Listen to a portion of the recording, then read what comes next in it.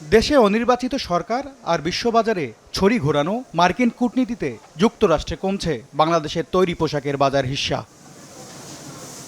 অটেকজাত তথ্য বলছে, চলতি বছরের প্রথম 2 মাস জানুয়ারি থেকে ফেব্রুয়ারি সময়ে যুক্তরাষ্ট্রে $137 কোটি পোশাক রপ্তানি করেছে বাংলাদেশ, যা গত বছরের একই সময়ের তুলনায় প্রায় 8.5% কম। এ সময়ে ট্রাম্পের আগ্রাসী শুল্ক চীন ভারতের রপ্তানি উল্লেখযোগ্য কমালেও ভিয়েতনামের প্রায় 3 আর ইন্দোনেশিয়ার প্রবৃদ্ধি হয়েছে 4% হারে। তাদের এক্সপোর্টকে ত্বরান্বিত করার জন্য তাদের সরকার যোগ উপযোগী তারা পদক্ষেপ নিচ্ছে।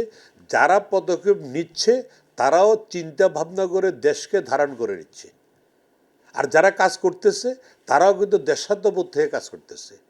আর আমাদের দেশে যে প্রবণতা, আমরা অনুকরণশীল, আমরা আমাদের আইনের পরিবর্তনগুলি করছি না। আমরা জ্বালানি সংকট আর ঈদের ছুটি সহ গেল 2 মাসে বেশি ছুটি থাকায় ব্যাহত হয়েছে উৎপাদন। শুল্ক চাপে ক্রেতাদের ব্যয় সংকোচন নীতি আর বন্দরে অবরোধ সহ নানা জটিলতায় বাধার মুখে পড়েছে শিপমেন্ট।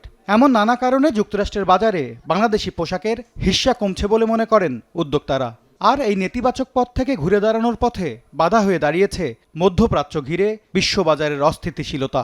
যে কোনো সংকটের থেকে তো কিছু শিক্ষা পাওয়া যায়। এখান থেকে একটা শিক্ষা পাওয়া গেল যে আমরা যে সোর্সিংটা যেন এককেন্দ্রিক না হয়, এটাকে ডাইভার্স করতে হবে ফিউচারে। আর আমাদের নিজস্ব এক্সপ্লোরেশন বাড়ানোর চেষ্টা করতে হবে। আমাদের রিনিউয়েবল এনার্জি, বিশেষ করে সোলার, এই জায়গায় আমাদেরকে কনসেন্ট্রেট করতে হবে।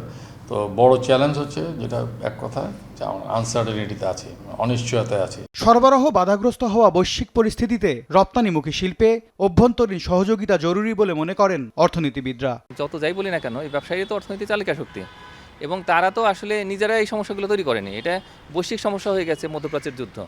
সুতরাং এই বিষয়টাকে মাথায় রেখে আমি মনে করি যে এখন যদি বাংলাদেশ ব্যাংক একটা প্যাকেজ তৈরি করে, যেখানে হচ্ছে সফট লোন দেওয়া এবং প্রয়োজনে তাদেরকে রিশিডিউলিংয়ের সুযোগ দেওয়া, এবং এর পাশাপাশি এই স্বল্প সুদে আসলে ঋণের ব্যবস্থা করা, এই বিশেষ করে আপৎকালীন সময়ের জন্য।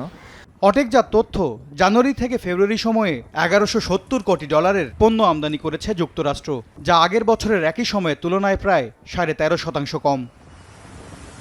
এম এস আরিফিন, সময় সংবাদ, ঢাকা।